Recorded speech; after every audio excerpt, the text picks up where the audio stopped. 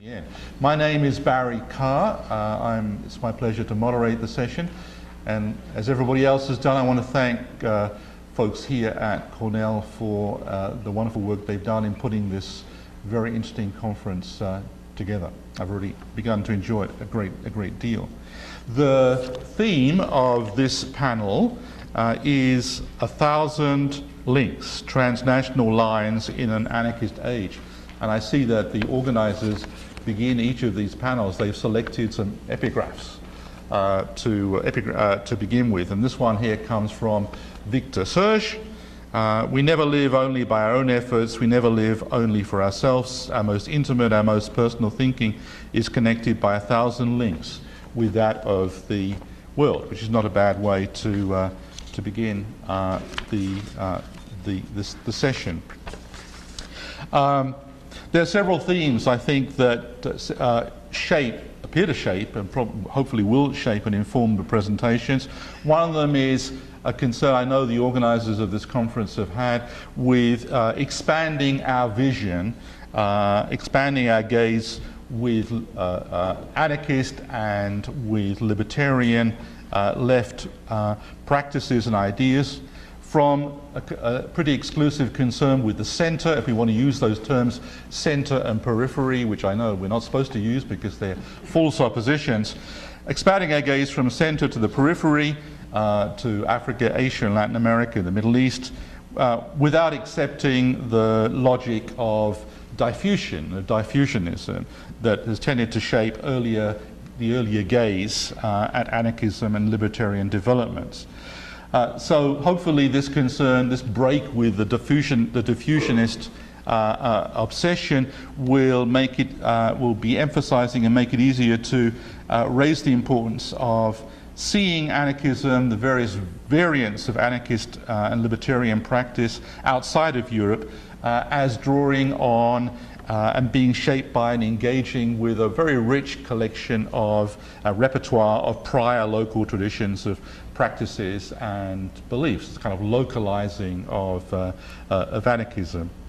And the second concern that seems to underpin this section, and I think it's also present in many other panels, is the concern with the transnational networks, border crossings, which of course, as we all know, in the academy in particular, transnational has become the new fashion, the new buzzword of the last 30 years. It's the new part of the transnational turn. We've had so many turns, one gets giddy nowadays with turning so much. I happen to think that the transnational turn is really quite a good one. And certainly one that's much more accessible, I think, to both people within the academy and outside. I'm going to very briefly say now who are the panel members, and as each panelist comes up, I will introduce them very briefly using the notes that have been very handsomely and carefully given to me. So our first speaker, and the speakers will be as they are announced in the program, our first speaker is David Porter, and David is hopefully nearby. David's over there in the blue shirt. David, you want to come up and to the front? David is Professor Emeritus of Political Science at SUNY Empire State College. He's a political scientist where at SUNY Empire State College, where from 1979 he's taught courses on comparative politics, revolution, and especially modern Algeria. He previously taught in Montreal and Maryland.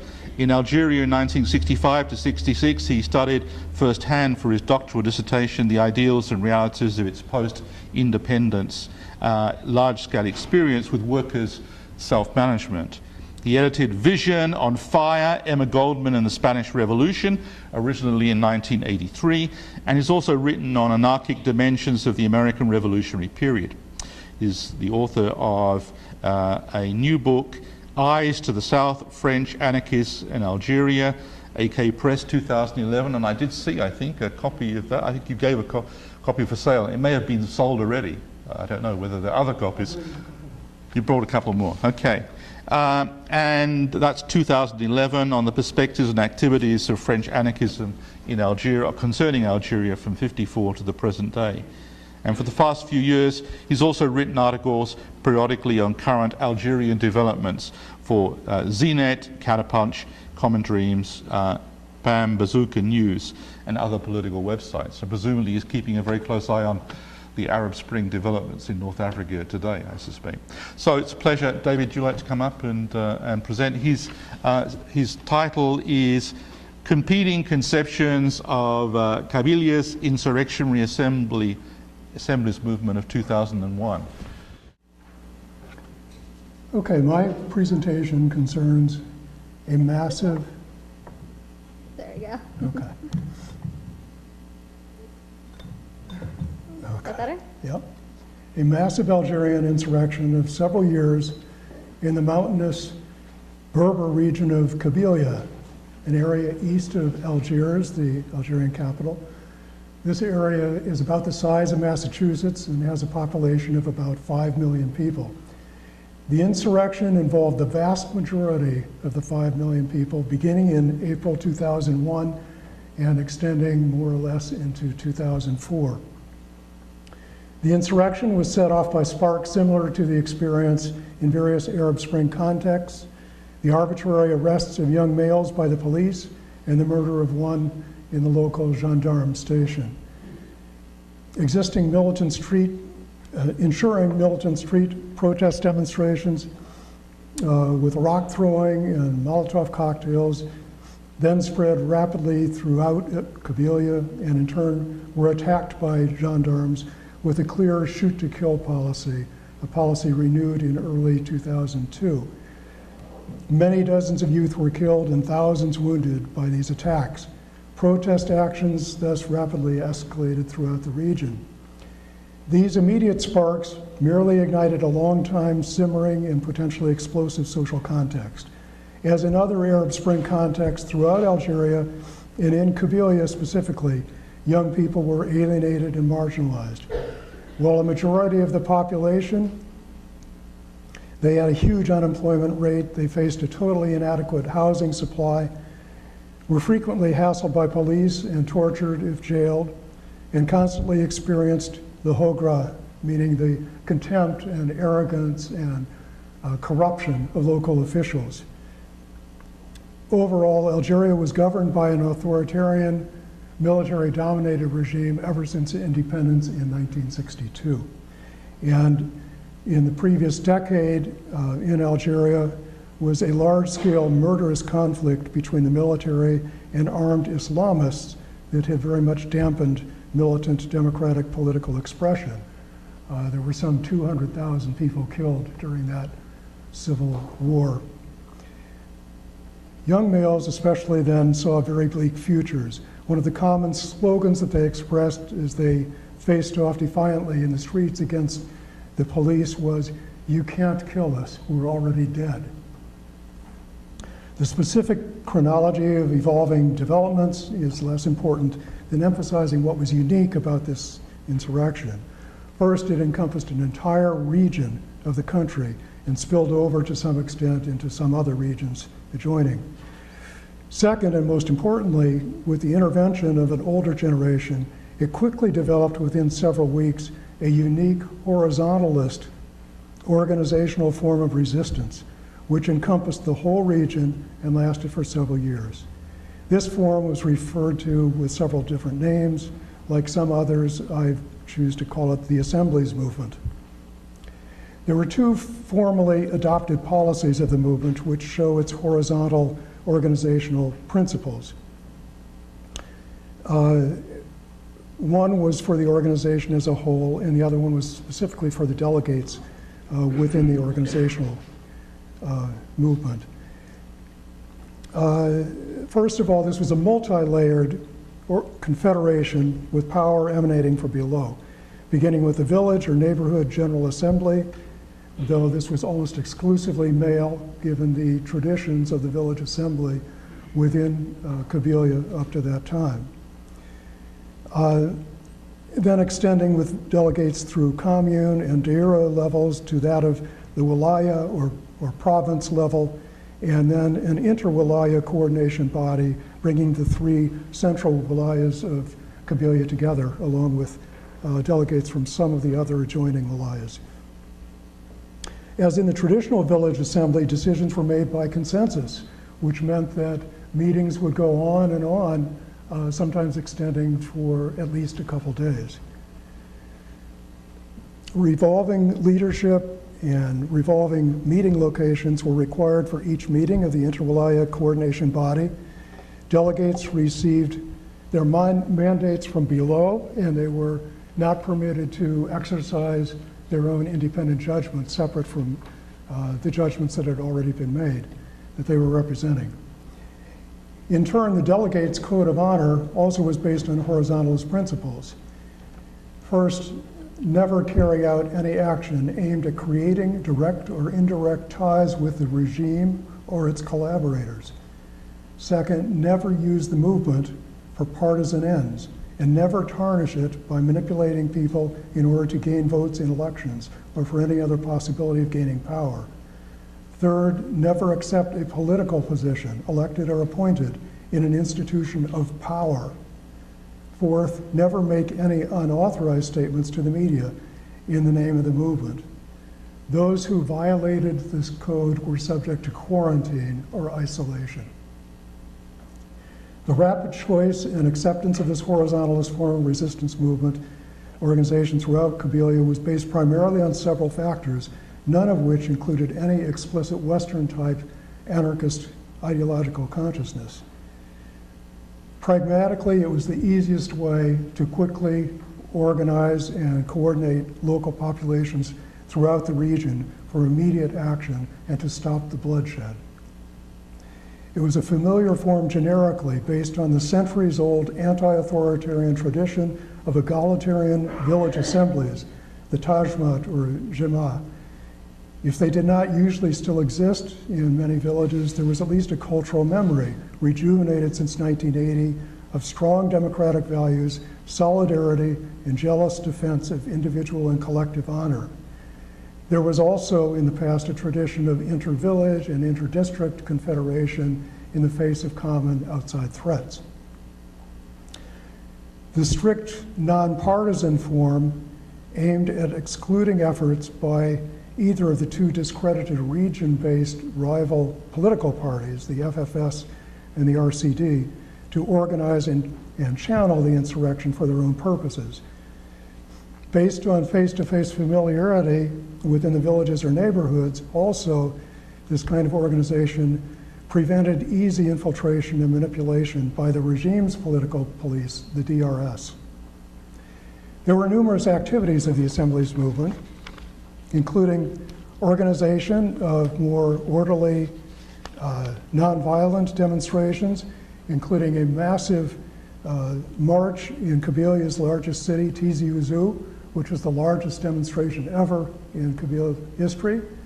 There was also especially a major march on the capital city, Algiers, which people estimated as involving something like 500,000 to 2 million people descending on the capital. And again, this is the largest demonstration ever in Algeria's history. They organized sit-ins, street barricades, boycotts, and general strikes on several occasions.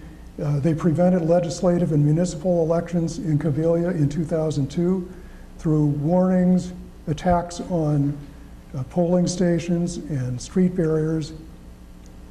They promoted non-payment of utilities bills and government taxes.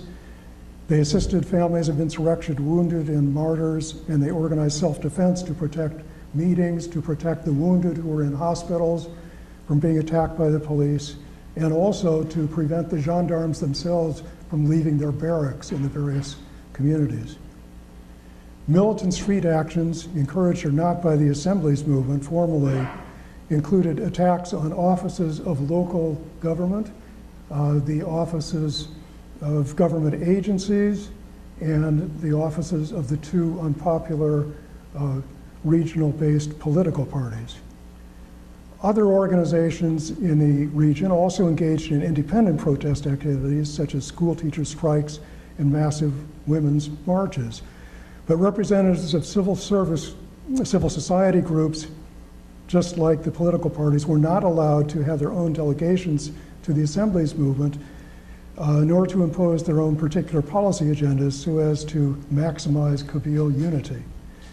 Within a few months into 2001, the Inter-Wilaya coordination acknowledged that women should have been accepted as full participants, but this was only rarely carried out. The specific official demands of the Assemblies movement, beyond immediate resistance to police repression, were articulated in the El Qasr program of July 2001, decided at a meeting of the Inter-Wilaya coordination. Of the 16 points in the program, some were clearly reformist, including the demand for official status of the Berber language equal to Arabic, and some, in essence, revolutionary, given the tight authoritarian nature of the ruling regime. The two types of demands, in fact, demonstrated that within the movement itself were competing conceptions of what it was all about. In the de facto revolutionary category were the following.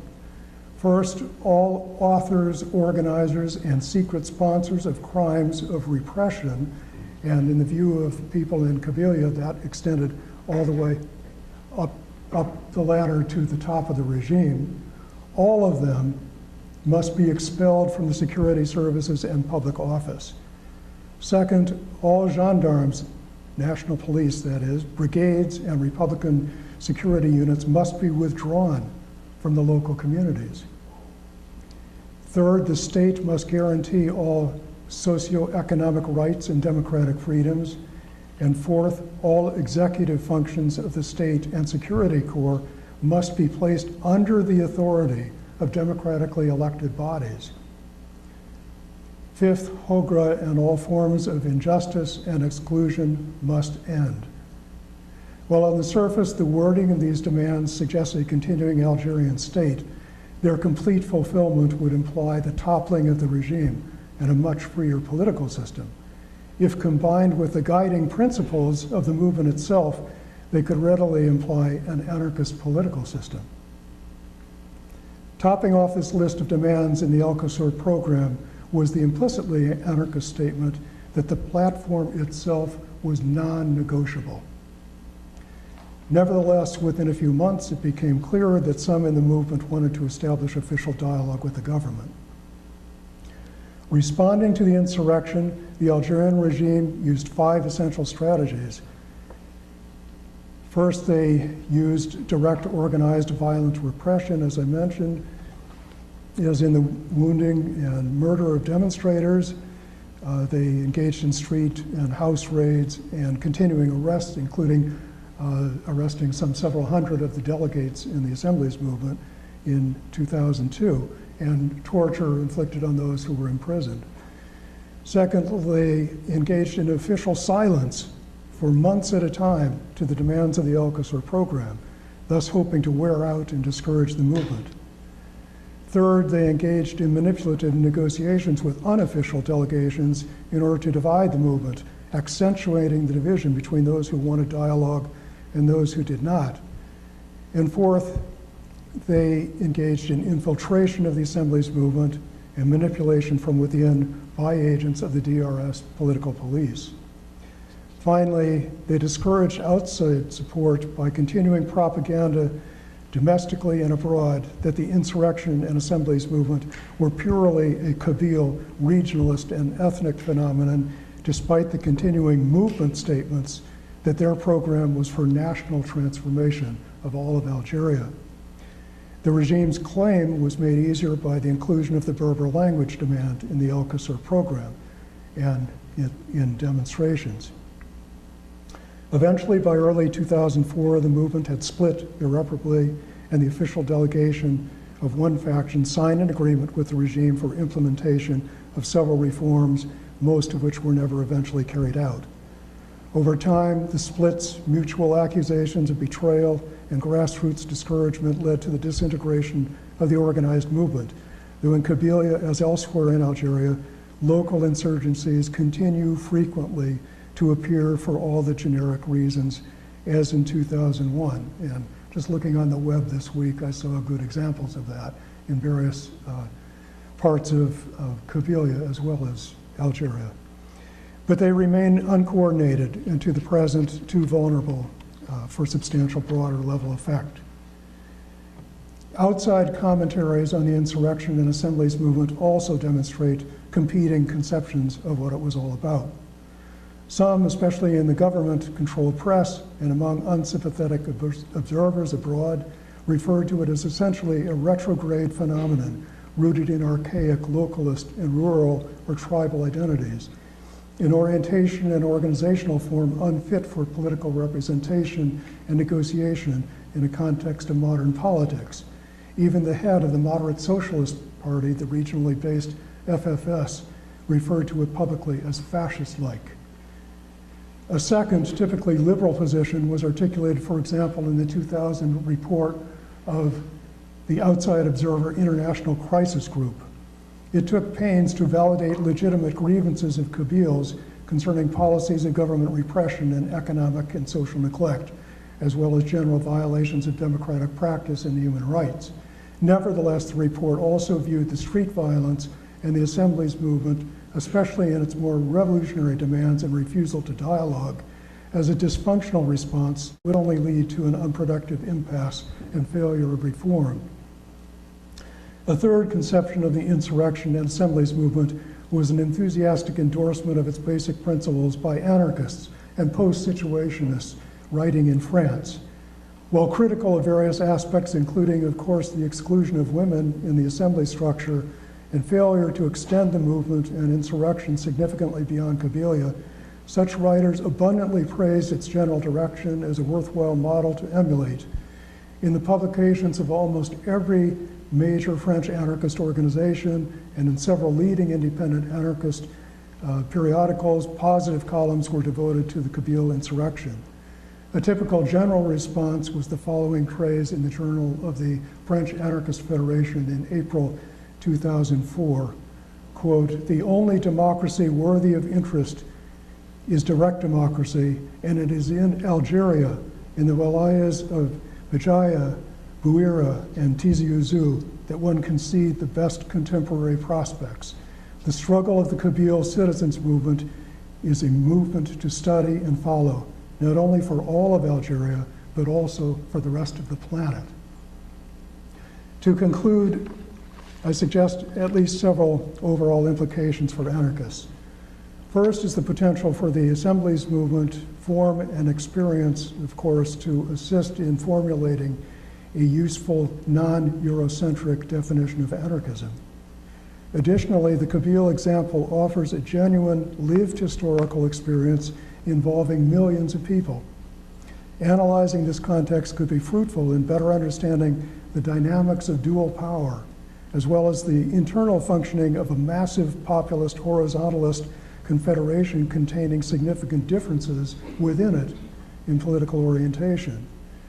Another important issue is its weakness and vulnerability in orienting itself almost entirely around resistance activities and demands to the state instead of initiating local or regional positive economic and social efforts as well. Finally, and this is too early to assess, in what ways has the experience of the insurrection and specifically the assemblies movement encouraged or discouraged the development of stronger anti-authoritarian consciousness and motivation in Kabylia and Algeria more generally? Is the reported current depoliticized perspective and activity of much of Kabyle youth due in part to its perception that even the assemblies movement ultimately merely channeled street rage into dead-end politics?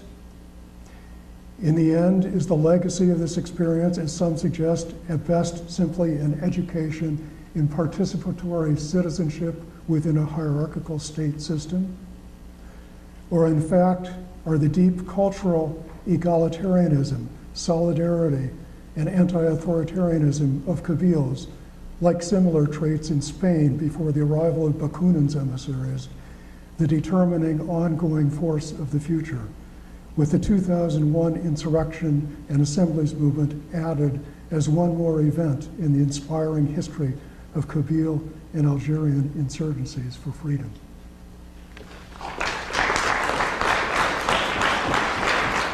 Thank you, David. Our next speaker is Maya Ramnath, who's going to be speaking to us about anarchism's third worlds, third ways with a question mark. Maya's a teacher, a writer, an activist, and an artist living in New York City. She's the author of Decolonizing Anarchism, AK Press 2012, and also of The Hajj to Utopia, how the Ghadar movement charted global radicalism and attempted to overthrow the British Empire. Wow. UC Press 2011. She's currently a member of the Institute for Anarchist Studies Board and of South Asia Solidarity Initiative and the Occupy Wall Street Global Justice Working Group. So, welcome, Maya. Okay, so hopefully what I say will explain a little bit why I titled the talk the way I did. Much of what I'm going to say follows up quite directly from this morning's panel, which also hopefully will make a little more sense as I go along. There's often a lot of debate when attempting to define what anarchism is about whether it's historically a modernist, progressive, rationalist movement, or if it's a romantic, anti-rational, anti-technological movement. And this debate is still very much alive, sometimes vehemently, between tendencies which get called sometimes green and red, anti-civ and civilization and syndicalist, individual and social, anti or pro-formal organization tendencies. And the outside observer's response to this is often simply to dismiss the whole thing as incoherent and logically insupportable. I don't think this is true. I think that the coherence of anarchism as a rich discourse, not as any one single tendency, lies in the key questions that have structured those debates for the last century and a half at least. One of which question is the relationship to processes of modernization, and another of which is what's the ideal mutually constituting relationship between liberty and equality. So a lot of times I think movements get, when we're talking about liberalism versus Marxism, for example, one prioritizes freedom, one prioritizes equality, and anarchism I think really is the attempt to make the two mutually constitutive rather than a zero-sum question. And so when I say discourse, I include both texts and practices because that's another thing which I think really characterizes anarchism as a tradition is that it's completely based in praxis, and that's a very conscious choice. And I would argue that it's quintessentially modern as opposed to modernist. Sorry, I'm just trying to arrange myself so I can reach the mic and also see my screen. Is this okay? Can you hear me? All right. So I think it's a quintessentially modern tradition, not a modernist tradition, in that it emerged as a critical response to processes of modernization, such as industrial development, such as the rationalization of society, governmentality, and the effects of these processes on natural and social worlds, while at the same time it rejects pre-modern hierarchies and power relations and forms of oppression. So these questions are very important to the development of anarchism as a discourse in, let's call it the West or the global North, just for convenience.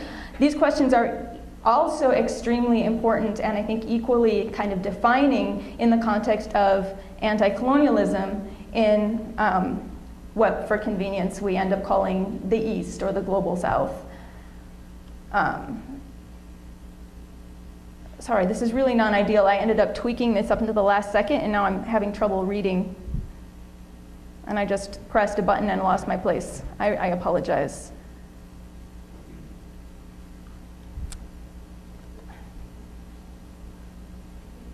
I'm really sorry.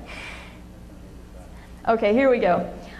So in my case, I'd look specifically at the South Asian context, but this applies to a lot of other places too.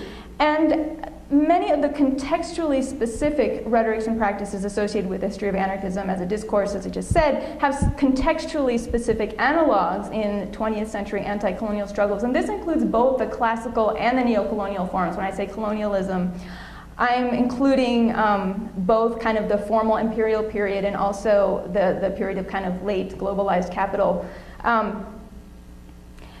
in which the experience of modernization and development have occurred largely in tandem with the experience of colonization, i.e. of violent expropriation or primitive accumulation, and the imposition from outside of systems of power, both with both hard and soft aspects. Now, this is not to say that it had to happen that way, because that's often something that gets projected here, that, oh, well, modernization came to these, whether it's in a positive sense, oh, they were so idyllic, or negative, oh, they were so backward. This is not to say that modernization inevitably had to happen as this violently introduced force from outside, just that historically, that is the way it happened to happen in our history. So, but while the political and economic mechanisms of colonization and modernization, when we're talking about these processes, a lot of the things that happened are similar, both, again, this harks back to the morning panel in the spatial sense or in the temporal sense. The two categories of historical experience, I think, are situated quite differently, in particular with regard to the question of race. So, this is a crucial dimension to add, even if we're just talking about kind of the intellectual theoretical sense, but let alone it's extremely important if we're talking about doing the work of an ongoing emancipatory project. So what I mean is, in the context of the modernization process, the enclosure of the commons, this whole narrative that we have about transition from feudalism to capitalism, etc., within Europe, within the just standard Western histories, yes, these categories are racialized, but I think this is quite different from the way an entire logic of Orientalism, a logic of racial supremacy was introduced to kind of underwrite the colonizing project. And I don't want to lose that, even when I'm pointing to these analogies. I think it's really important to keep that historical specificity. So moving along, the affinities I sense between these sites and perspectives, i.e. anarchism in the global north and anti-colonialism in the global south, constitute a simultaneous, both constitute a simultaneous multi-dimensional critique of statist national liberation struggle and of modernization in its guise as techno-industrial capitalist development, and of structures of racial oppression that have marked out the limits of kind of an ideology of liberal universalism. So when these critiques manifested through particular modes of resistance and counterculture, I would argue, and here's part of what I mean by third way, these are neither, in relation to this question of is it anti-modernist or modernist, these are neither rearguard actions as they are for some reactionary or conservative movements, or vanguardist actions as they are for some authoritarian left or progressive organizations, but rather lateral and horizontal forays into an uncharted, though not unimagined, alternate modernity. So it's not, are we going to go forwards or are we going to go backwards? It's like, well, we're going forwards, but which of multiple paths forwards might we choose? What does that look like? What turns are we taking, again, with the turns? So this book that I wrote came out last year. It was written as part of the Institute for Anarchist Studies Anarchist Intervention series. And I was actually, through writing it, trying to make a dual intervention relating to the two halves of the title, or two ways of interpreting the phrase decolonizing anarchism.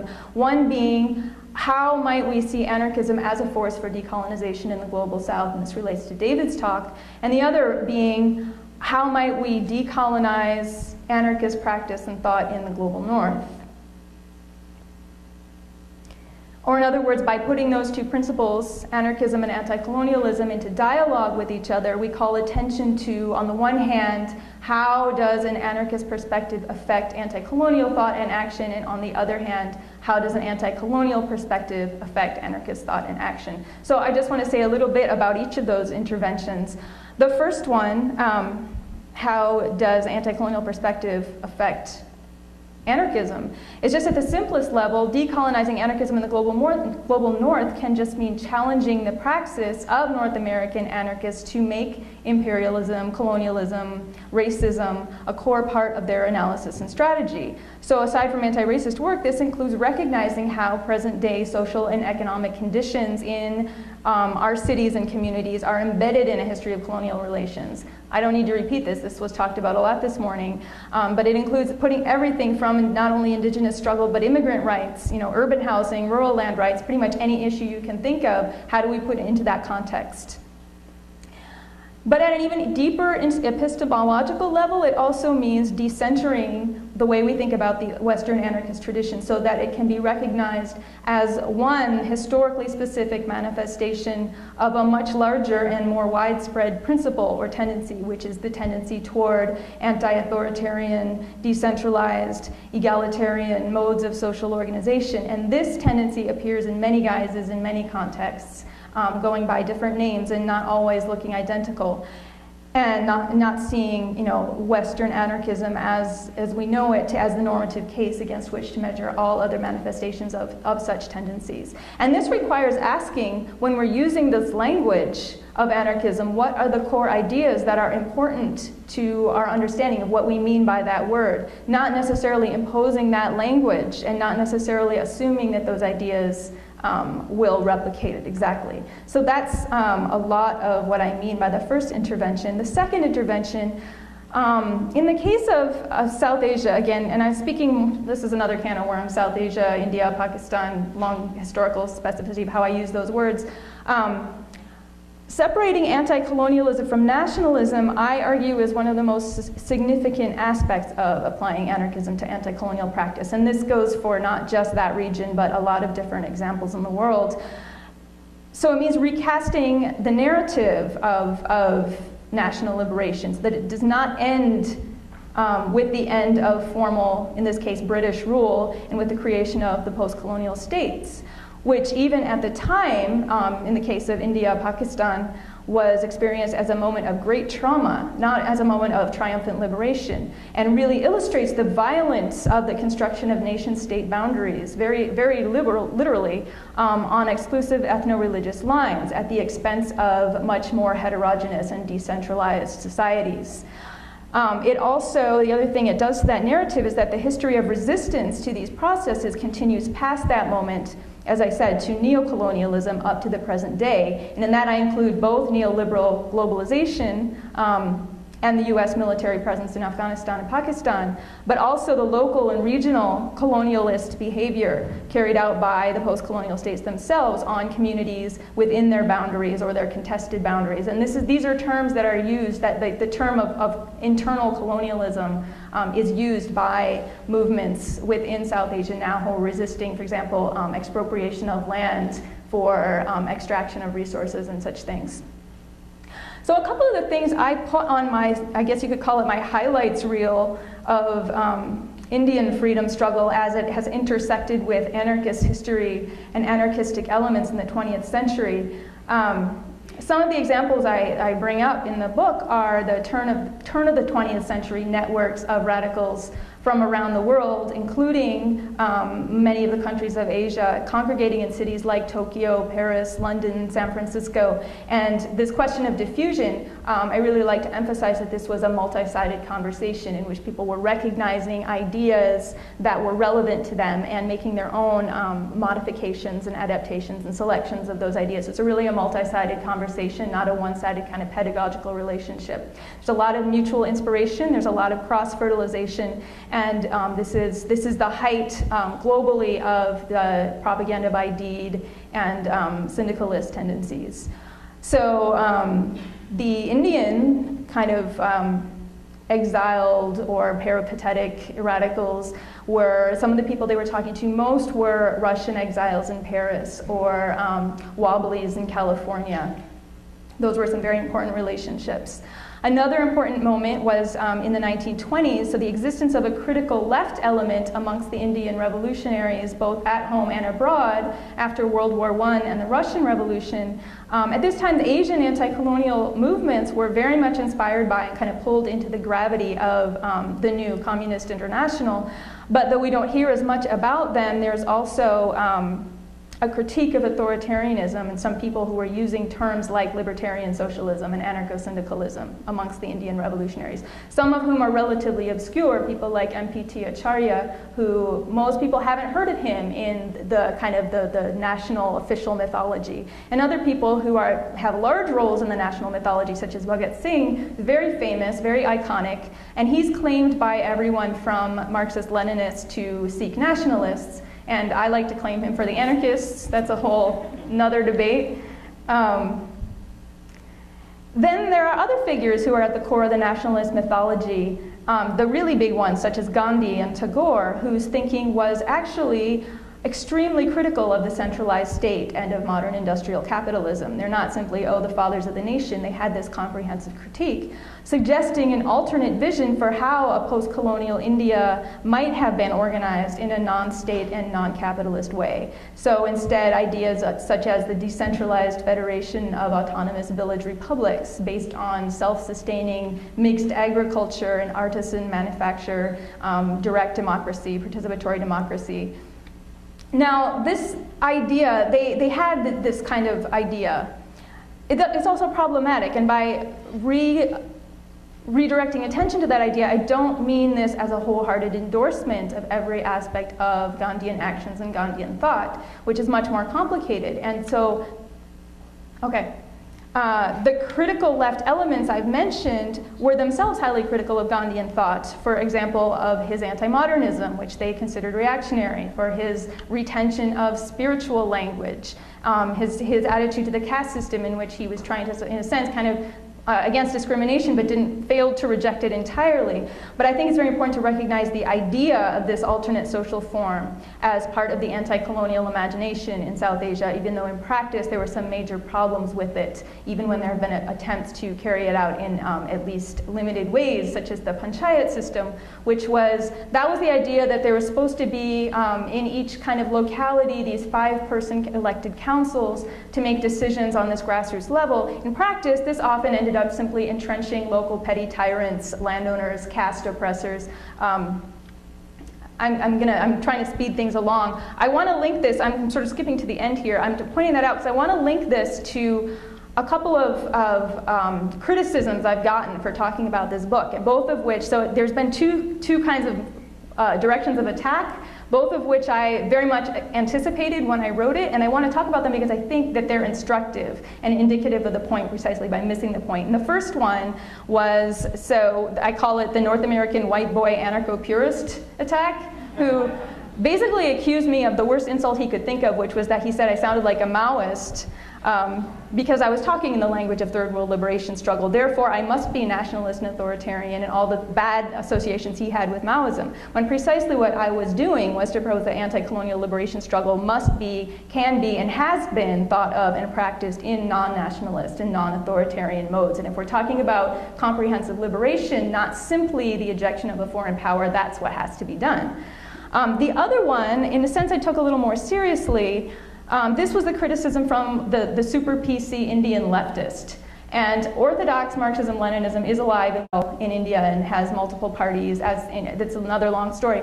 But this question, there are two sort of key parts of this criticism. One was this question of modernity and modernization, and indicates how unsettling it is to the epistemology of an orthodox Marxist to hear an anarchistic critique of modernity. And I'm not going to repeat that here because much of what Glenn said this morning actually was very similar to the sort of critique from the indigenous perspective as I would suggest from the anarchist perspective.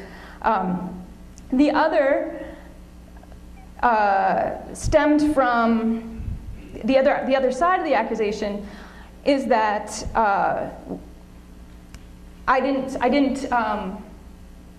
didn't sufficiently engage with the question of caste. And in part, this was a misreading of the project, but the reason I'm mentioning it here, in the process of writing it, I realized I was trying simultaneously to address two contexts, one the transnational and one would be the more domestic audience. I stuck with the transnational context as appropriate with the mandate of the book I was being asked to write, and kept the other as sort of a silent presence of accountability to be followed up later. So the first part, which I'd already done with this book, is to interface with the actual Western anarchist tradition in the transnational context. And in the context of globalized capitalism. The second, if I was going to look, and sorry, I'm just trying to rush now. So the effect is that what became most salient for that perspective is that we're looking at dynamics of sovereignty. We're looking at accumulation by dispossession of land and resources. We're looking at peripheries, quote unquote peripheries, exploited by centrally concentrated state power, which has continued beyond the formal colonial period. And so this view is located in a globally systemic analysis and diagnoses nationalism as the mandatory yoking of nation to state, while gesturing towards the dangers implicit in constituting nationhood. It's more critical of the state as an institution than on the nation as an ambivalent idea. For the projected second part, the second context, the second audience, when the view is more internal critique of society and the intersectional grids of power and oppression, what stands out most are questions of caste and gender. And here the problem is primarily in the constitution of the nation rather than in the institutional of the state, in that the state, the modern rational liberal state, has often been invoked as a guarantor of liberty and equality against traditional modes of oppression. And social reform of those traditional modes was also seen as a crucial part of the decolonization movement, as a self-criticism of society's own weaknesses that had enabled it to be dominated by colonial power. So there's a lot more to say about that. I need to stop here, but again, it's this question of not which is it, but how do we maximally combine these things, which has constituted both the discourse of anarchism and of anti-colonialism. Thank you. Our next speaker is Adrian Hurley, who's going to be talking to us about global anarchist skill shares, dishing school, being unmanageable, and practicing fearlessness. Adrian's associate professor in East Asian Studies at McGill University. She's also an associate member of the Department of Integrated Studies and Education. She earned her PhD in East Asian Languages and Literature at the University of California, Irvine. She served as a court-appointed special advocate for abused youth in Orange County in Southern California and was awarded the Japan Foundation Dissertation Fellowship in 1997-1998 for her research on child abuse and youth violence in contemporary Japan. She's got quite a lot of achievements here. I'm going to summarize. It has a long involvement with things relating to Japan. She's recently been involved in translation of Tomoyuki Hoshino's novel Lonely Hearts Killer, which was published by PM Press. I think I saw a copy of it on the stand there in 2009, and is the first book-length work by the award-winning novelist to be translated into English. She is the author of Revolutionary Suicide and Other Desperate Measures, Narratives of Youth and Violence from Japan and the United States. That's Duke University Press, 2011. So welcome, Adrian. Okay, great. Thanks. It's very humbling for me to be here. A few weeks ago, the liberal government of Jean Charest in Quebec was voted out, you might have heard. The liberals had championed the tuition hikes that invited a nearly... Too loud? Oh my God. I'll stand back. Is this better? Okay, great. This more? This way? Is that good? Okay, I'll try to stand right like this. I could also do it without the mic, with that, because I am loud. I'm really loud. The liberals had championed the tuition hikes that invited a nearly 7-month-long student strike and fueled it with highly repressive legislation and policies. Over 300,000 students across the province were on strike at the highest points, and we had monthly mass demonstrations and a proliferation of daily confrontations with police, as well as militant and creative street tactics. What made this possible is still very much a work in progress, not at all a finished story that ended when Charest lost, which is good because it's not as if the hikes were the only problem. And it's also not as if what made Charest's government possible in the first place has disappeared with his ouster. For example, in his essay, Outlaw Universities, Thomas Lamar makes clear that the Charest government played by the University Governance Handbook. Lamar writes, quote, "What passes for business as usual on university campuses is in fact a mode of governance that works through extra-legal procedures to criminalize political action and expression in advance. In its attempt to redefine forms of political assembly, association, and expression as forms of misbehavior or obstruction that justify government response outside or beyond existing legal channels, the Charest government has adopted extra-legal procedures that are already customary practice on university campuses," unquote. This remains the case on campuses such as that of McGill, where both Lamar and I teach, even now that the strike has ended, now that Charest is out, and now that the sovereigntist PQ, Parti Québécois, won a minority parliamentary government, and the anti-racist and anti-neoliberal Sovereigntist Party Québec Solidaire won 2 seats. A few days after the elections, on September 7th, Jaggi Singh, a longtime anti-colonial anarchist organizer, tweeted the following: "Parti Québécois complaints about Québec Solidaire dividing the vote mirrors Québec Solidaire Social Democrats whining about self-defeating anarchists who don't vote." Singh is comparing how the more militant and unmanageable position is seen as undermining a desired end from the vantage point of a less militant, though still oppositional position. In the case of anarchists, over a century of formulaic storytelling has cast us as, at best, a problem, as troublesome, unruly, and scary. News reports about anarchists in Japan in the late 19th and early 20th centuries, for example, seem very contemporary when compared to characterizations of black bloc tactics and anarchism that appear in mainstream media today. They tend to be distorted and pathologizing stories designed to elicit fear and perhaps some fascination too. I don't bring this up to argue against embracing the role of being the scary ones. We can and do find value in being scary or threatening to power, and doing so can help us practice fearlessness. But it is not always a choice we make to be scary, and obviously it's not always or simply exhilarating or empowering to be scary either.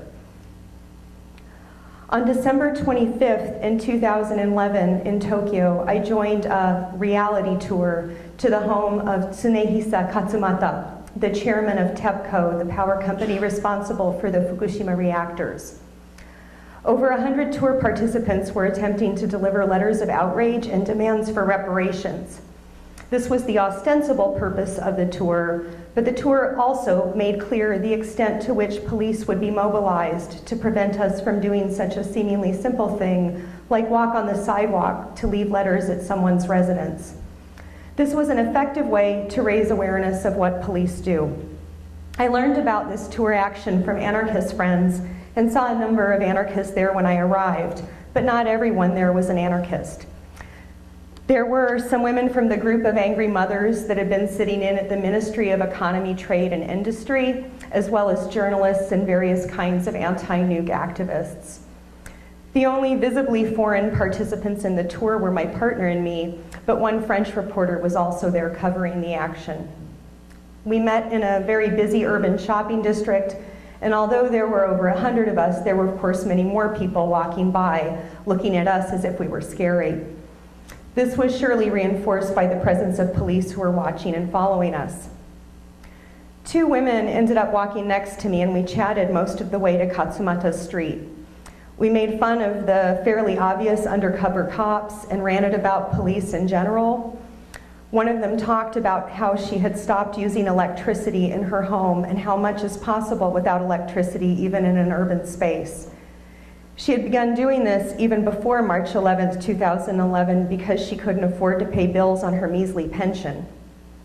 We cursed the patriarchal state and talked about how demoralizing it is to see movement energy wasted on appealing to bureaucrats, and how we wanted to give Katsumata more than angry letters.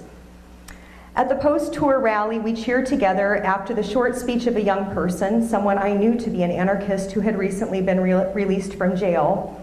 And as things were winding up, they asked if I wanted to hang out. I was touched, but I had to tell them that I already had plans to meet up with some anarchist friends, and as soon as I said the word anarchist, they both said, almost in unison, "Ooh, scary." That reaction wasn't new to me, which is probably why I wasn't all that surprised, even though we had just enjoyed what I had experienced to be an anarchist and feminist bonding session. They spoke and described living and organizing in what I understood to be anarchist ways or with anarchist sensibilities. Furthermore, we had just participated in something anarchists had organized. Yet the storytelling around what anarchists are that underwrites the ooh, scary reaction is something I also understood. I used to have the same reaction to anarchism writ large before anarchist youth of color taught me that I was an anarchist. What's been happening in Japan over the past year or so has also made me aware of how I've responded similarly to certain kinds of anarchism by putting me in touch with certain thought I had avoided. Maybe some of you, like me, have, and this follows up on some things that Maya said, have thought of anarcho-primitivism, green anarchism, anti-civ thought, and the like as peripheral or at worst wingnut strains of anarchism that distract from the urgent work at hand, like abolishing prisons, fighting cops, capitalism and white supremacy, settler colonialism. Since the Fukushima disaster began, many of my comrades and friends in Japan and elsewhere too were expressing what sounded like anti-civ or primitivist thought, but without referencing Zerzan, Jensen, or even Ted Kaczynski. There was certainly no shortage of thought and art produced in Japan, like the fiction of Tomoyuki Hoshino that had already been challenging civilization, but perhaps because I was carrying my own anti-civ baggage with me and had not paid attention to what I'd already brushed up against when reading Hoshino's work, I think I had missed a lot. The critiques of civilization I've seen coming out of the post-Fukushima context are not pitted at odds with organizing, prison abolitionism, anti-oppression work, or liberation struggles. Anarchists who'd been doing things like DIY skill shares, anti-capitalist and anti-oppression organizing, G8 and G20 protests and the like, have been critical to the tremendous anti-nuclear organizing that's been happening. The young anarchist I mentioned who spoke at the Reality Tour rally, he was arrested, he was subjected to another targeted arrest in the course of showing solidarity with the homeless community that was being forcibly evicted in the spring. The understandable feelings of desperation, fatigue, and urgency in the post-March 11th context haven't stopped people from continuing these other day-to-day struggles that had been underway before the Fukushima disaster started, along with the ongoing anti-nuclear work. As one example, Takuto Higuchi appears in Franklin Lopez's film Amateur Riot, a short film about some of the kinds of organizing and actions, including do-it-yourself radiation monitoring and street protests that are taking place in Japan these days. This film was made when Lopez was touring his film End Civ to packed houses in Japan in October of 2011. Higuchi says the main goal of the anti-nuke movement in Japan is, quote, of course to stop all nuclear power plants, but the problem is not only nuclear power plants. We have to note that our civilization produced nuclear power plants. It also produces plutonium. So when the disaster happened, I felt like this is a kind of answer, that the civilization that human beings created ended up like such a disaster. This is a very deep problem. We have to change how to live, unquote.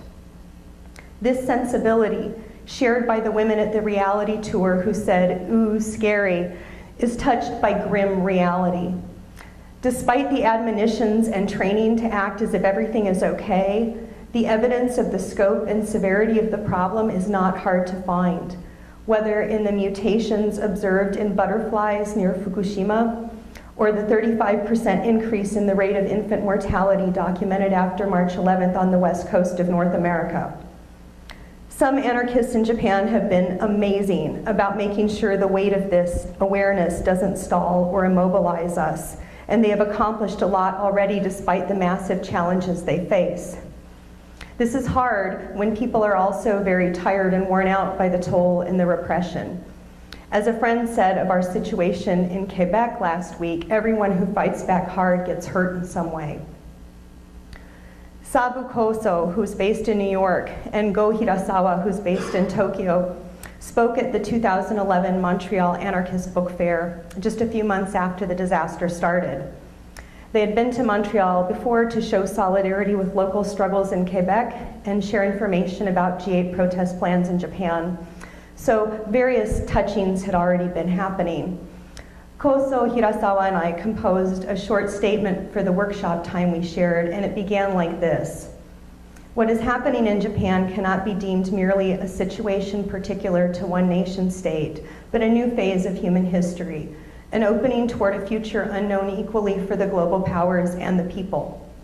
It is a universal experience in the sense not only of its economic and environmental impact, but also in terms of the self-destruction of the apparatus that the modern world has been building up on a planetary scale. While the Japanese government is desperately attempting to sustain its sovereignty, it is revealing its incapacity to solve the amassing problems. Its national territory is being divided up into enclaves of inaccessible regions. The national economy is sinking into the abyss, and all this could result in a fundamental disequilibrium. Koso and I, and Hirasawa as well, I think to a certain extent, share what I would call an abolitionist desire, a desire to abolish that which harms us. And both he and Hirasawa are engaged in the struggle of trying to understand something that touches us everywhere all the time in harmful ways. They call it the apparatus. The fact that some anarchists in Quebec and Tokyo and many other places are in touch also creates skill sharing and tactic sharing opportunities today, just as it did over 100 years ago, except for maybe now more of us are in touch. Anarchists in Japan advertised actions that became huge, massive monthly demonstrations like Japan hadn't seen for decades by using Tumblrs, blogs, and other websites that were not clearly tied to any individual or group. New sites would appear for new actions. These anonymous action sites have not eliminated the targeted arrest of activists, which in Japan is especially tough because you can be locked up for 23 days without charge.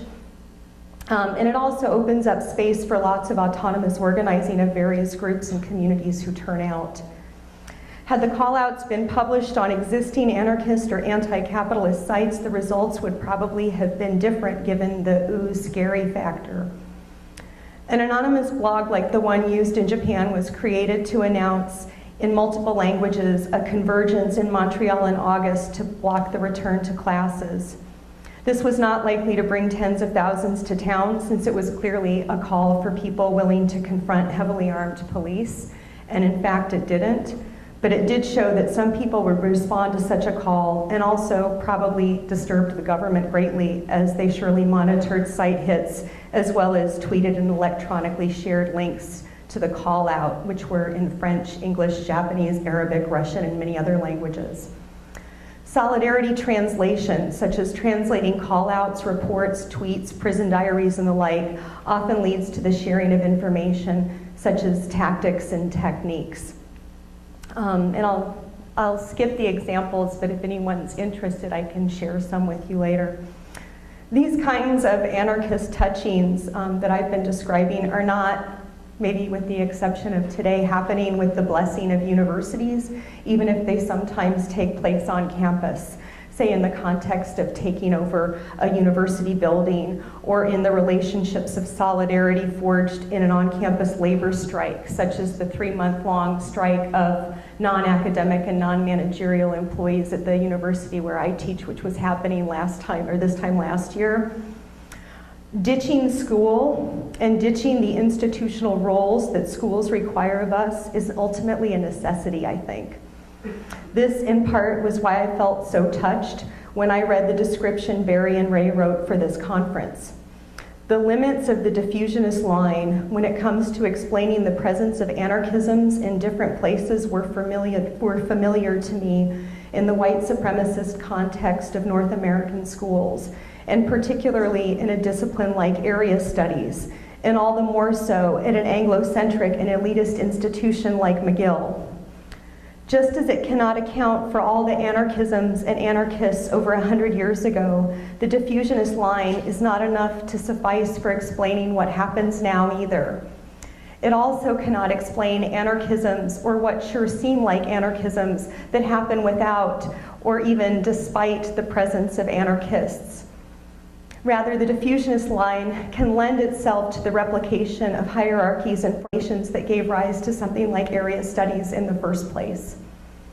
When anarchists are in touch and attentive to our respective local and shared struggles, it can buoy resistance and promote the practice of fearlessness in the face of increasing repression, such as black bloc and book or shield bloc tactics, which have been used to great effect in Montreal. We can also disrupt and open up familiar debates and understandings even of what kinds of anarchists we are. And I think that is worth ditching school for any day, for as long as it takes. Thank you. Our last speaker is Stephen Hirsch, who's a professor of International and Area Studies at Washington University in St. Louis.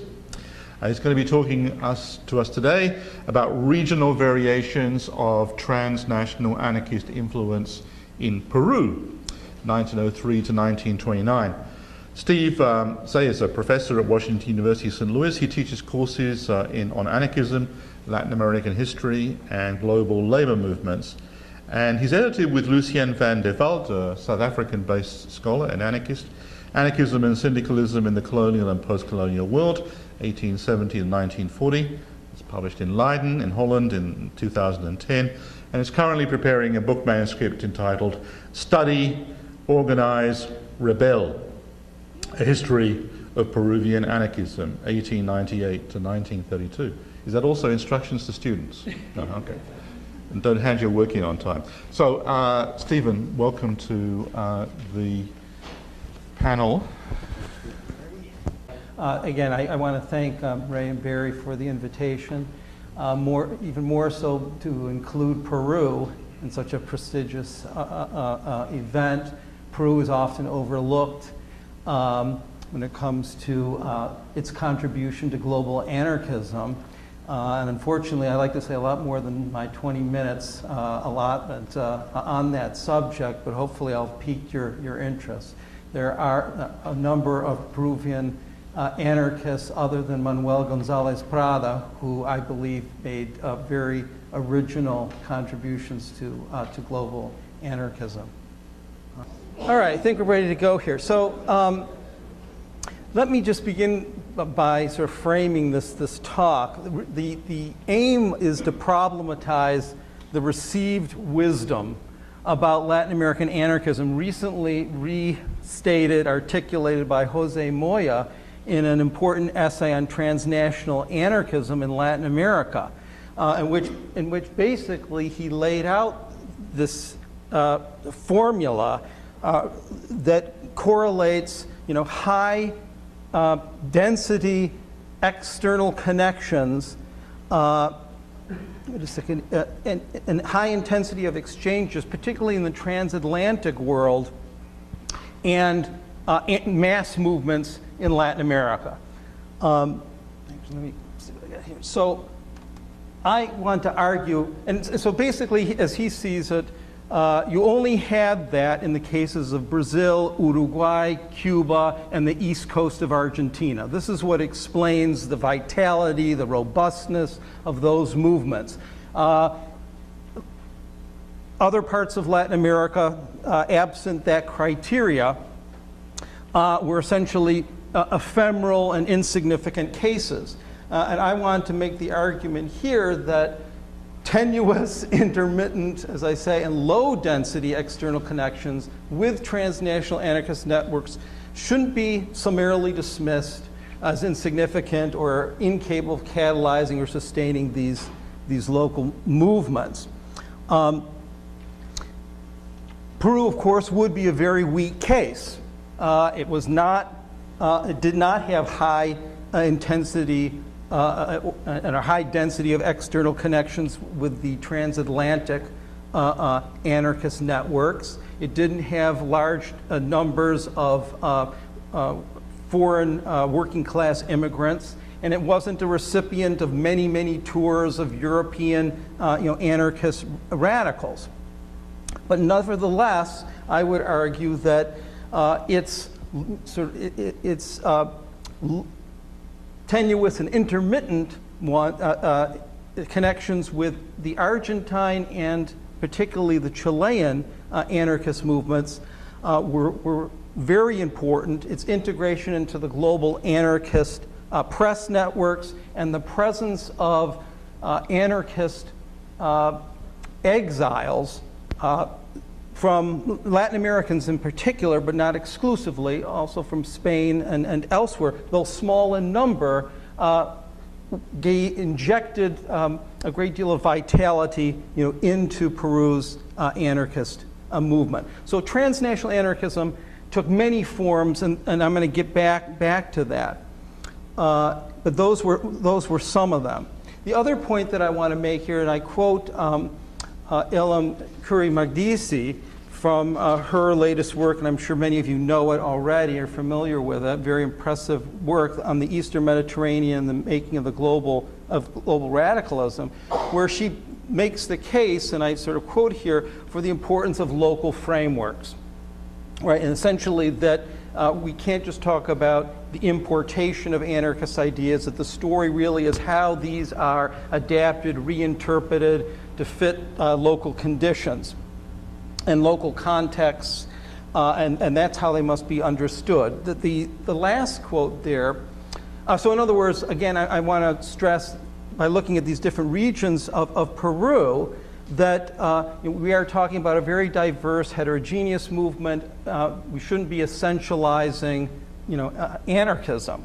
That final quote there in Spanish from Carlos Rama, who's a famous Argentine student or sociologist and student of anarchism, basically says the anarchisms are the same as socialisms, or were the same as socialisms. They're varied, and in America and in Latin America, there was not any lack of many different varieties, really, of anarchism, and it's a point worth reflecting on. Okay, so here's just a quick map. Oh, sorry about that. This off here. Map of Peru, and I basically am looking at three regions of Peru.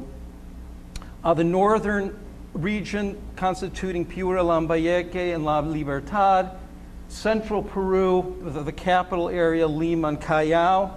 And southern Peru, the most densely, the heavily dense indigenous populations of Arequipa, Puno, and Cusco. This is just a quick map of Peru, sort of a snapshot of Peru in the turn of the century.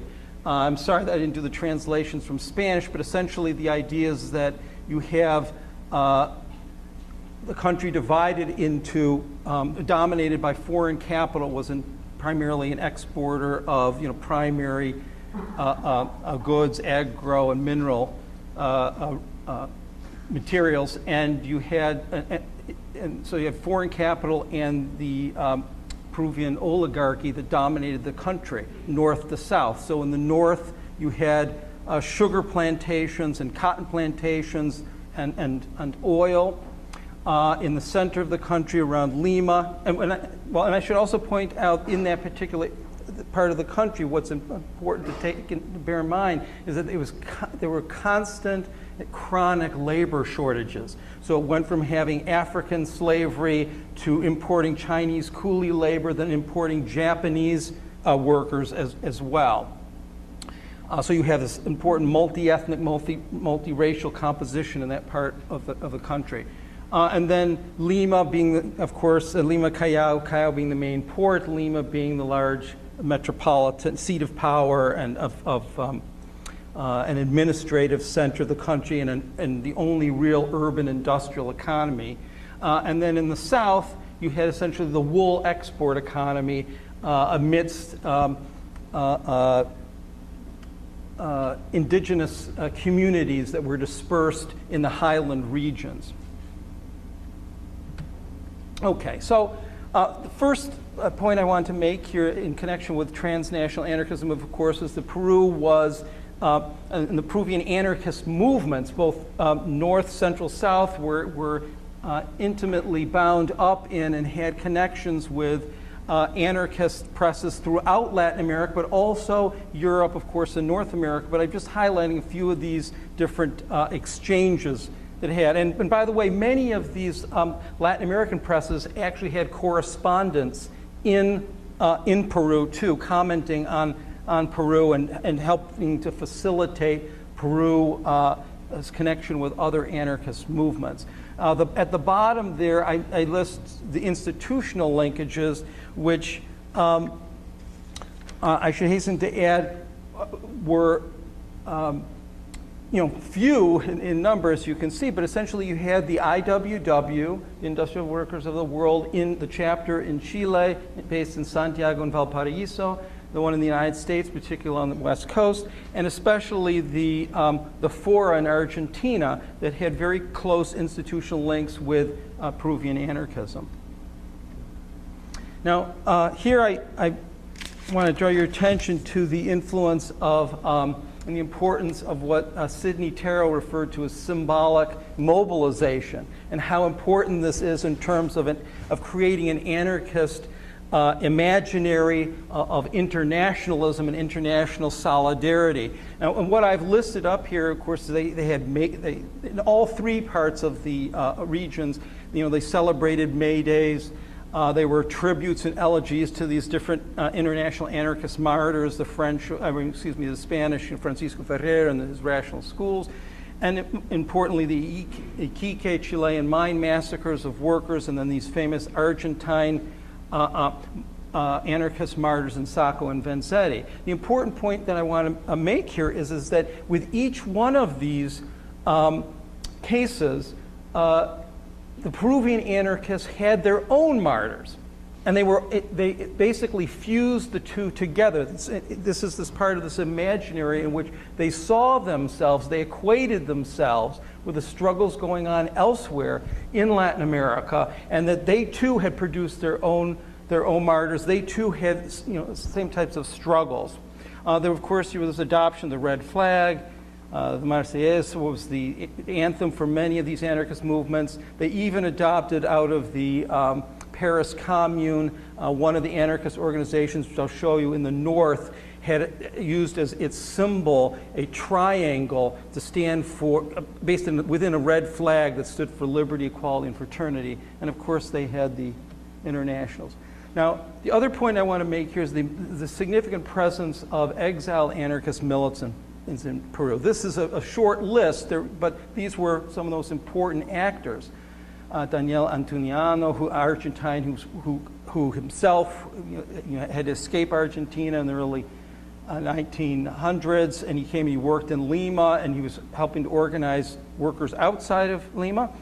Luis Olea and Jose Briggs were important leaders of the Chilean mine workers movement, both who were forced into exile and then took up positions in Peru, and they would act as go-betweens and facilitate contacts between the Chilean anarchists in the north of the country and Peru. And then you can sort of read the rest, but I'm moving quickly here. This actually, I'm sorry it didn't come out so well, you can scarcely see them, but this was taken from, it says the three surviving compañeros of the massacre of December 21, 1907, and these were the three that wound up in Lima, and they were celebrated in Peru. I better move on here. Here's another very famous one, Inocencio Lombardosi, who's really an important figure. And I put him up there because this was a figure who not only was he exiled first from Argentina, he then went to Chile, and then he was forced into exile from Chile to Peru, and then he basically spent time at various places throughout Peru, engaged in establishing anarchist presses, organizing worker, peasant organizations. Okay, so here's just sort of a breakdown for northern Peru. They had their own presses, multi-ethnic, multiracial, as I said, with an urban-rural worker alliance. One thing that I want to stress here is that although one scholar would take issue with this, but I argue in another paper that I wrote about anarchist visions of race and space and race in Peru, is that the Mexican Revolution and the Mangonistas, right, Ricardo and Enrique Flores Magón, they had a profound influence on northern Peru. You have the adoption of liberty and freedom that was mentioned, that slogan.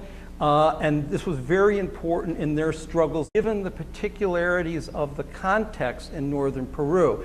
Expanding haciendas sugar plantations against indigenous communities there. But many of these communities were multiracial, multi-ethnic. As I say, they were descendants of Africans, Chinese, and Japanese.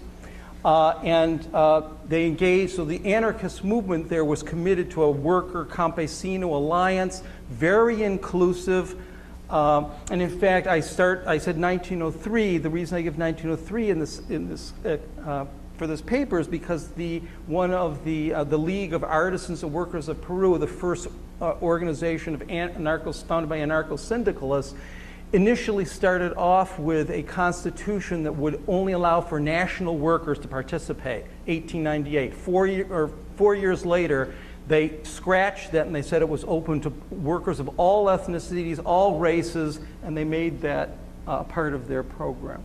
In fact, this is them right there. You can barely see, but the guy in the middle there, where my finger is, I don't know if you can see that. Well, in the middle, you can see he is he's mulatto of African and European background, and he was the chief anarchist figure, founding two of the major papers in the northern Peru. In central Peru, I just put up here just some quick features of this. I'm referring basically to Lima and Callao. There are a number of important points I want to make here, but I'm just going to stress for lack of time the idea that they emphasize this Pan-American anarchism. And you repeatedly read in their press that because it was based on common race, language, and what they called similar idiosyncrasies. They explicitly said, we can't look to Europe, we can't look to the United States, we really need to think about our Pan-American. They wanted to create essentially a continental. I could read you the long quote from one of these, but effectively it's stated that they wanted to create a continental, anarchist movement that would start at the local level with what they called agrupaciones anarquistas, or these anarchist groups, that in turn would be linked to regional federations, and those regional federations then will be linked together by a central committee, not a Politburo, but whose purpose would be to essentially communicate between the federations. And this was really a project of the Fora, that is of the Argentine labor movement, and it was a reflection of that, right? That they essentially agreed that this was the direction that they should go in. Let's see here.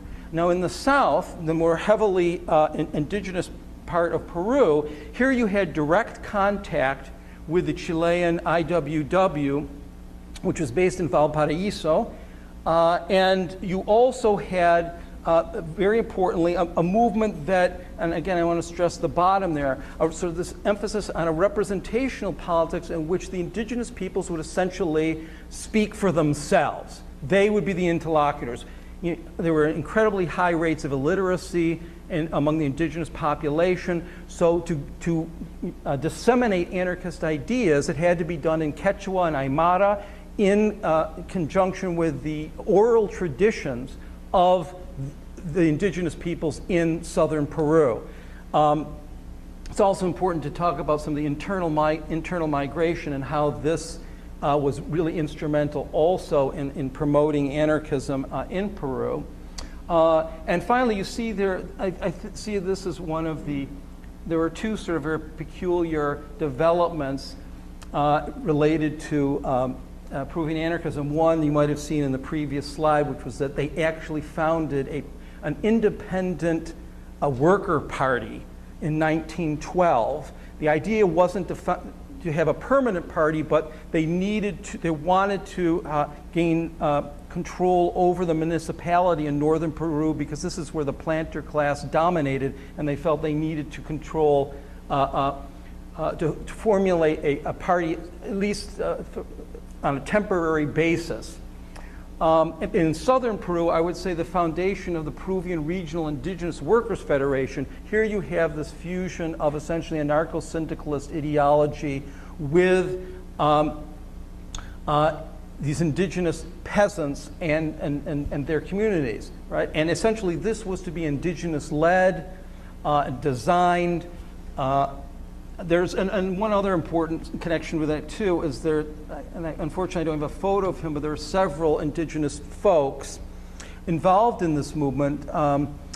One called Rafael Tupayachi, who was a big fan of Charles Fourier and his idea of phalansterios, right? He thought that the phalansteries, that this idea of a decentralized, communitarian, cooperative type of basis for society, fit the Andean context perfectly. And here's an example of the sort of anarchist indigenous alliance. This was the paper El Tawantinsuyo, which is the Quechua name for the Inca Empire. And just as you can see that the slogan says education, organization, emancipation. And again, this was basically indigenous, an indigenous-led movement. Okay, so let me see here. And this is one of those indigenous leaders. I had a better image of him, but I'm afraid, and by the way, I can't remember who was referring to this earlier, but this is another one of those cases where you had these very important, and acclaimed Peruvian social change agents and revolutionaries who everyone claims was one of their own. The communists claimed him after he died in 1925 that he was a communist. But he wasn't a communist, he was an anarchist, right? And he was from Puno. So that's that. Okay, so basically I will just sum up.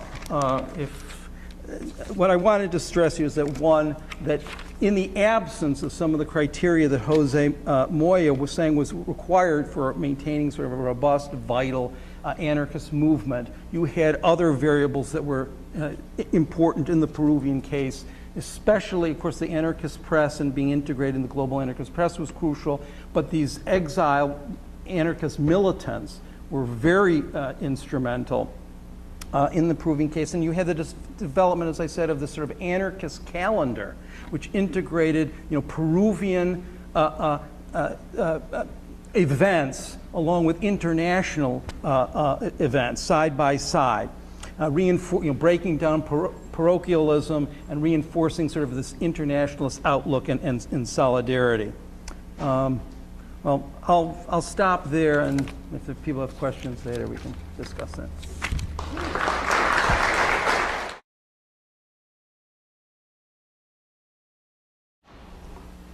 If I may use the, there's a question over there, sorry. Yeah. Thank you all for your presentations. My name is Karis, and I had a question for maybe a request for expansion for Adrian. You mentioned, just sort of in passing, the idea of a sentiment, like this, the ooh-scary sort of becomes a whole sentiment that runs through your whole piece that you talked about. But I'm wondering if you could expand on this idea of sentiment or sensibility when people are either practicing or reacting to anarchy as an idea or a set of tools, because I think it really touches on something that has been in a lot of conversations that I've been part of recently. Is like this sense. Yeah. Yeah. Okay. Well, I guess the way I was thinking about those moments, because I think like there's still sometimes a tendency to, hierarchize in anarchist discussions and anarchist spaces sometimes, and sometimes at least I had experienced that as the scary factor in my own kind of staying away or not touching things that like anti-Sith thought, for example, for a long time.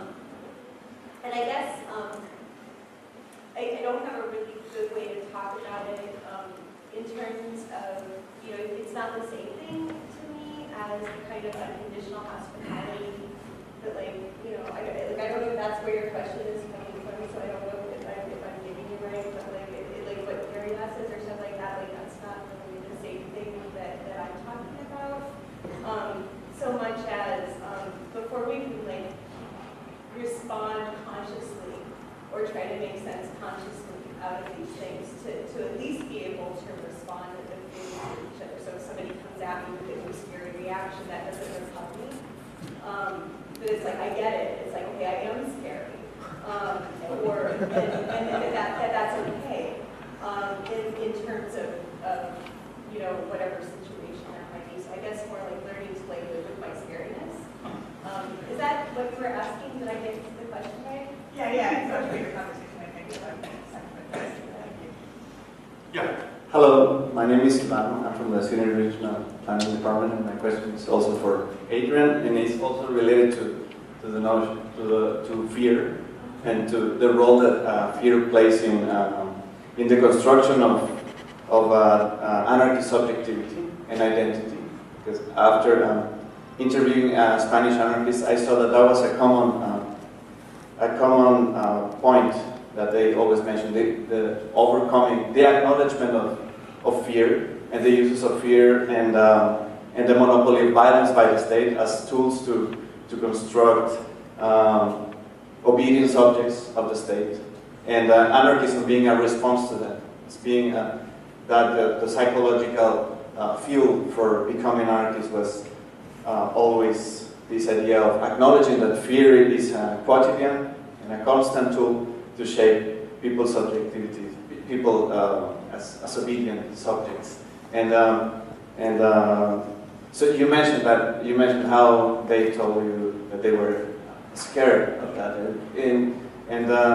so in my interviews I discovered that there were two kind of fears that these people had towards anarchism. One was towards the supposed chaos that anarchism implies, and the other was like a projection. It was the fear of the fearless, being afraid of those who are not afraid, and of the consequences of rebelling, the consequences of organizing and dissent. And I just wanted to ask you if you saw something common in Japan and in Montreal, people being fearful of the fearless. Yeah, most definitely. Everything you described just now really resonates with me and things that I've seen or experienced or read about. And whether in Tokyo or whether in Montreal, and not necessarily those are representative of anything, but I've definitely encountered that a lot. And part of it is reinforced by the constant media barrage, right? The very predictable storytelling about who we are and what we do. And then, partly in the streets, but there's also been some cool things I didn't expect. For example, at an anti-cop action march manifestation in Montreal, there were, folks were burning a cop car downtown, and there were some kids out in the street, mostly North African immigrant kids who were out in the street. They were dressed up for like a night on the town. They weren't part of the action. But as the car was burning, and as they saw others of us kind of around, they cheered and joined in. And so there's this kind of also, the other thing that happens is when we practice fearlessness sometimes, it makes it easier the more we do it together, and creates those kinds of things too. So I've had those kinds of experiences as well, and that, that's cool, that part. Other questions? Yes. For Stephen Hirsch, what a fascinating history. I'm curious, sure? I'm curious if you can give just kind of a capsule description of the current anarchist movement in Peru and how it may have been influenced by this history, particularly among the indigenous. Well, it will have to be capsule because I can't say I'm an authority on it. Okay. But I can tell you that because I do go to Peru regularly, that I have noticed that there are, it seems like overnight there have been scores of new anarchist zines being distributed throughout Lima in particular, and and they seem to be widely distributed, and it's definitely a youth movement for anarchism in Peru today. One could argue whether or not anarchism is influencing some of the indigenous social movements that are going on in northern Peru and in southern Peru, and I believe that to be the case. The other observation I would make is that if you were actually go online, it's incredible how many new websites and blogs there are about anarchism, and how eager Peruvians are to actually relearn their history as regarding anarchism. Anarchism, as I'm sure it's in anarchist history in Peru, has been virtually, submerged by its rival left parties. So whether it was a populist party or the communist party, they did their best to bury and disparage anarchists at every turn. So there's the turn thing.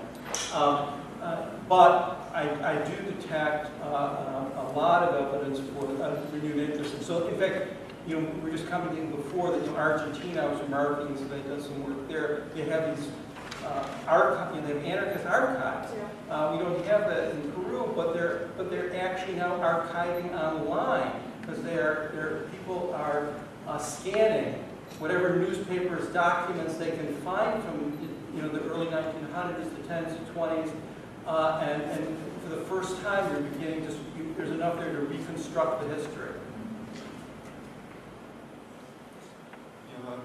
Can I ask a question of mine?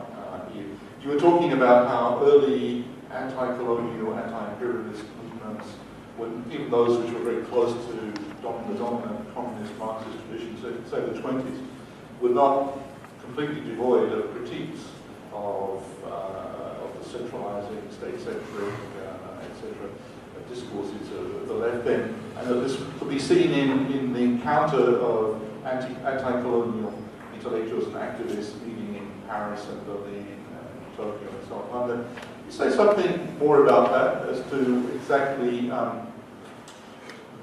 who were the figures involved who are articulating, who are trying to navigate very delicately between supporting pan-worldwide, pan-global anti-imperial movements, but at the same time not wanting to fall into the trap of celebrating state nationalism?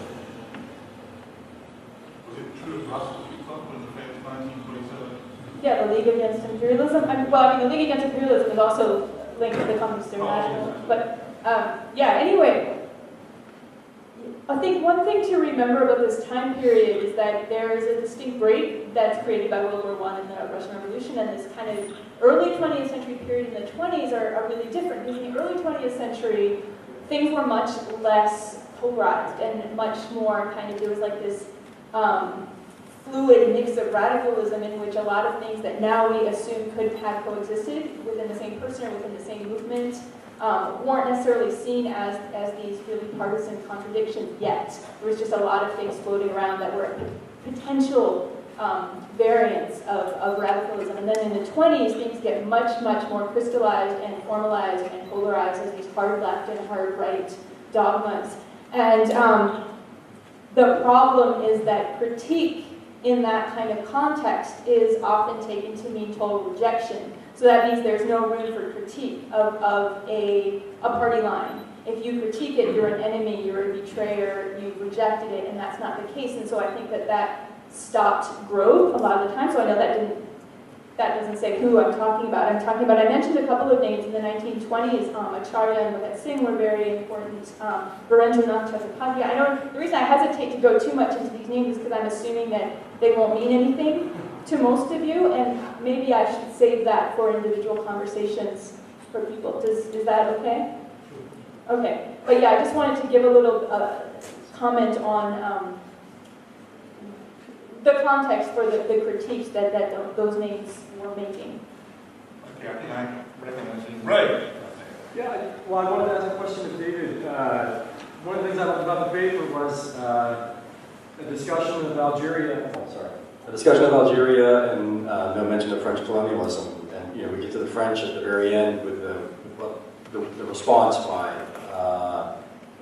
in Paris, right? And so I'm curious about I'm curious in terms of thinking about the assemblies as sort of sui generis and having a certain, driving from both the practicalities of the immediate moment, but also, as you put it, sort of the traditions village traditions. I'm wondering if you could just talk a little bit about how you historicize the assemblies vis-a-vis the sort of long history of Algeria and its relationship to France and to a wider Mediterranean circuits as well. Yeah, there was just of course, a time limit on getting into that kind of background, but in fact, this tradition of assemblies extended throughout Algeria, not simply Kabylia, but it was, I think, strongest in Kabylia because it was more, as James Scott talks about, it was more a refuge kind of location. It was very mountainous. So there was less possibility for the Turkish regime before the French came in and less opportunity for the French until they finally conquered Kabylia in 1871. But the French themselves during the colonial period did remark about these little mountainous republics. So they were very much aware of the fact that even though they set up their own colonial local governments, there was something going on behind the scenes.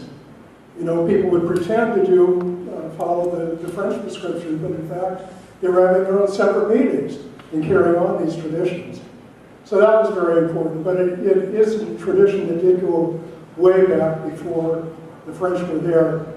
There are a number of French colonial observers like de Tocqueville who very much acknowledged the fact that there was this very strong, direct democratic tradition during that time, and the Kabyle population probably contributed a far greater proportion of people to the national liberation movement generally than the rest of Algeria, and yet they were also running into this issue of people who were not of Berber background regarding them as having this specific ethnic regionalist agenda, and so therefore being purged in favor of a more Arab, Islamic kind of identity, even within the national liberation movement.